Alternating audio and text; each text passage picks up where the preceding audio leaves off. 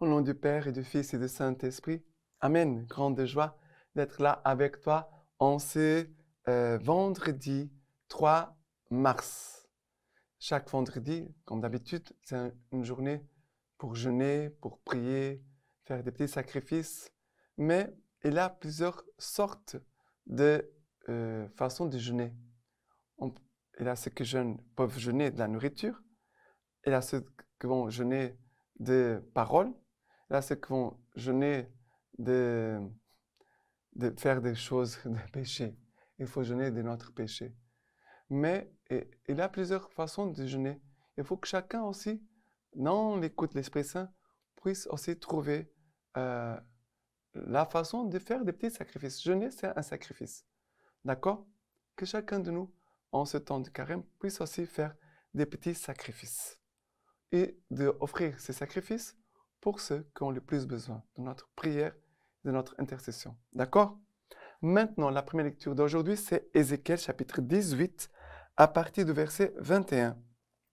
Quant au méchant, s'il renonce à tous les péchés qu'il a commis, observe toutes mes lois et pratique le droit et la justice, il vivra. Il ne mourra pas. On ne se souviendra plus de tous les crimes qu'il a commis. Il vivra à cause de la justice qu'il a pratiquée. Prendrai-je donc plaisir à la mort du méchant, oracle du Seigneur Dieu, et non pas plutôt à le voir renoncer à sa conduite et vivre? Mais si le juste renonce à sa justice et commet le mal, imitant toutes les abominations que commet le méchant, vivra-t-il? On ne se souviendra plus de toute la justice qu'il a pratiquée, mais à cause de l'infidélité dont il s'est rendu coupable et du péché qu'il a commis, il mourra. Et vous dites, la manière d'agir du Seigneur n'est pas juste. Écoutez donc, maison d'Israël, est-ce ma manière d'agir qui n'est pas juste? N'est-ce pas votre manière d'agir qui n'est pas juste? Si le juste se détourne de sa justice pour commettre le mal et meurt, c'est à cause du mal qu'il a commis qu'il meurt. Et si le pécheur se détourne du péché qu'il a commis pour pratiquer les droits et la justice, il assure sa vie. Il a choisi de se détourner de tous les crimes qu'il avait commis. Il vivra. Il ne mourra pas. Alors, le Seigneur ici, la question ici, c'est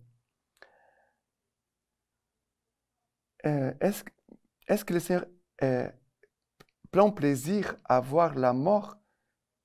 Prendrais-je donc plaisir à la mort du méchant, oracle du Seigneur Dieu, et non pas plutôt à le voir renoncer à sa conduite et vivre? Déjà, la question, c'est une réponse. Le Seigneur ne veut pas la mort des pécheurs, mais le Seigneur veut vraiment que nous puissions nous repentir, nous convertir et de faire un chemin vers Dieu, un chemin vers le bien, un changement de vie, transformer notre vie, non pas seulement transformer notre extérieur, mais plutôt de changer notre intérieur. C'est cela le plus difficile. Je peux même essayer de faire les choses bien extérieurement, parce que sinon les gens vont me critiquer, vont me dire quelque chose, ça va m'embêter. Mais de changer notre intérieur, c'est cela le plus exigeant. Et vivre ce temps de carême, c'est de demander au Seigneur la grâce que l'Esprit Saint vienne changer véritablement notre cœur, nos pensées, notre façon de voir, de réfléchir. Mais ici, le Seigneur parle du méchant qui va renoncer à ses péchés et va se convertir, faire des choses bien, ou l'homme juste qui, après, va se détourner du bien et va commencer à faire un chemin vers le mal. Nous devons toujours avoir beaucoup d'humilité. Parce que si aujourd'hui je fais les choses bien, je dois veiller pour ne pas tomber dans le mal.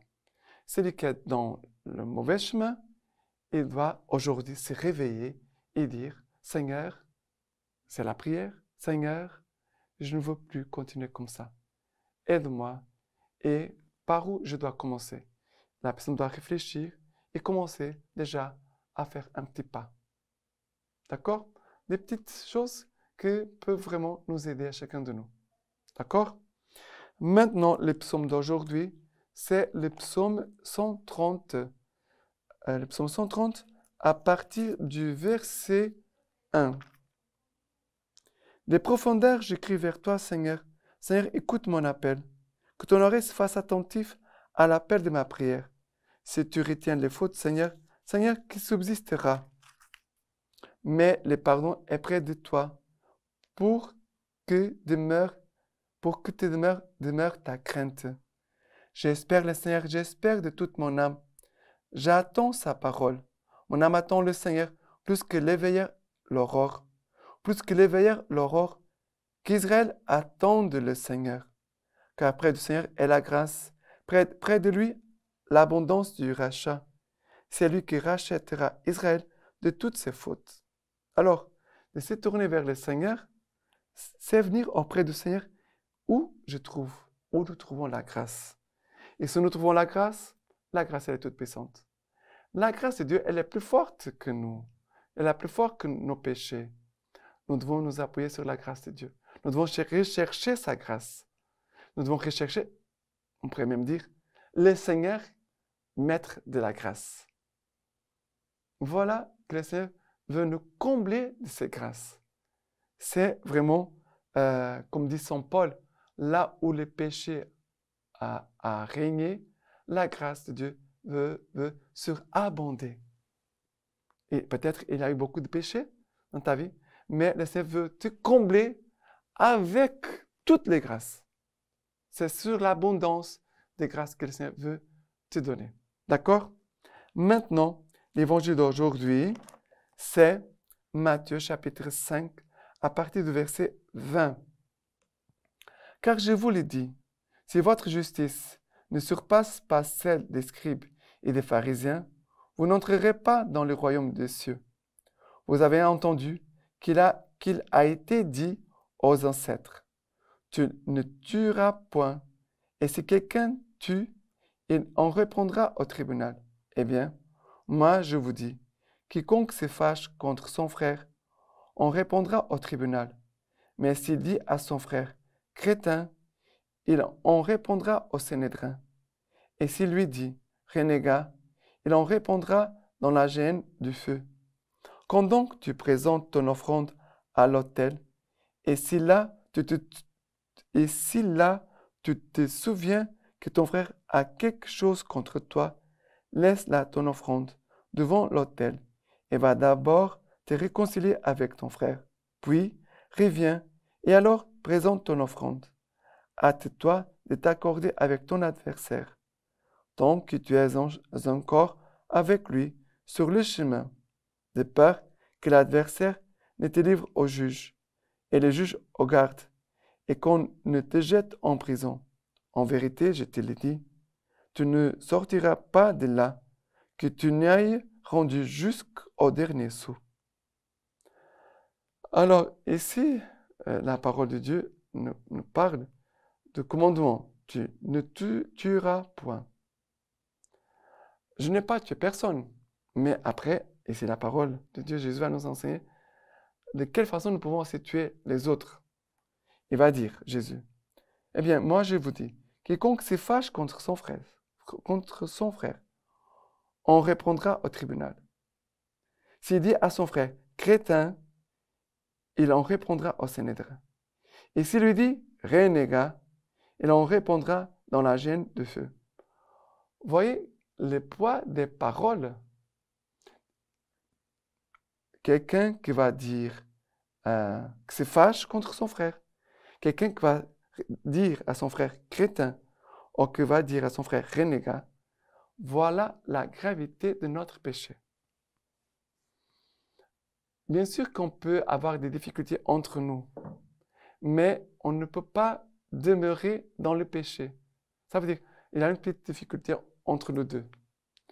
Mais, voilà, on s'est fâché, on ne s'est pas bien parlé l'un à l'autre.